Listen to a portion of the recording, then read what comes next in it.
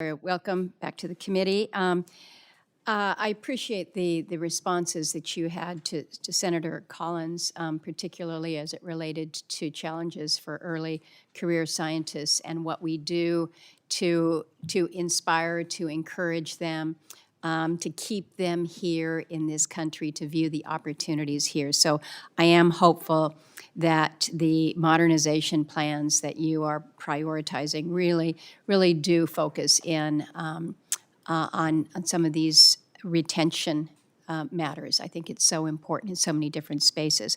I also want to acknowledge her question and your response as it related to women's health and the need to ensure that when we're talking about health disparities, when we are talking about those matters where we are looking at specific populations, we don't just say, well, we have to put everybody in the same bucket.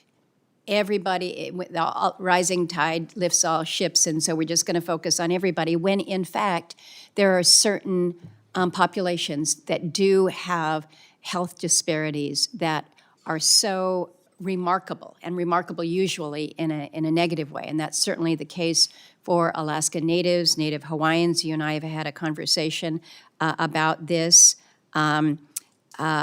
These communities continue to experience some of the highest health disparities, the lower life expectancy, higher rates of chronic disease, behavioral health challenges, suicide, particularly in the remote and rural areas. And so making sure that when it comes to health research and access to care, we are evening these areas so that we can really focus in on why we have these significant health disparities.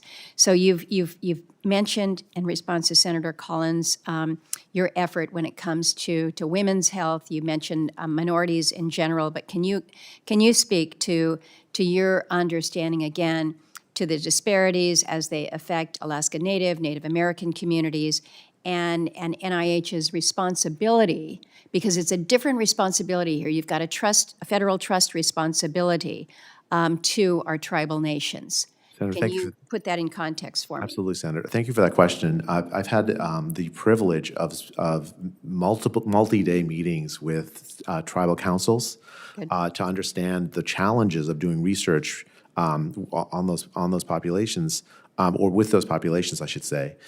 You're absolutely right. The health needs of those populations are severe. Higher rates of diabetes, higher rates of alcoholism, drug abuse, much lower life expectancy. And I entirely agree with you. We have a special obligation, a special treaty obligation to help.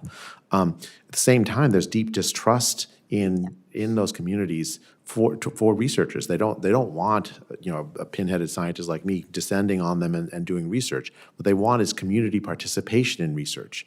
And I've been working with folks at the NIH to make that happen, make that a reality, where the Native communities have an input into the research questions that get asked, have control over the biosamples that they contribute to these research projects. I want to build that trust relationship so that we can help answer the questions that can make those communities healthier. Well, and I would offer some of the expertise that we have in Alaska and would welcome a visit for you to sit with some of these experts just about this.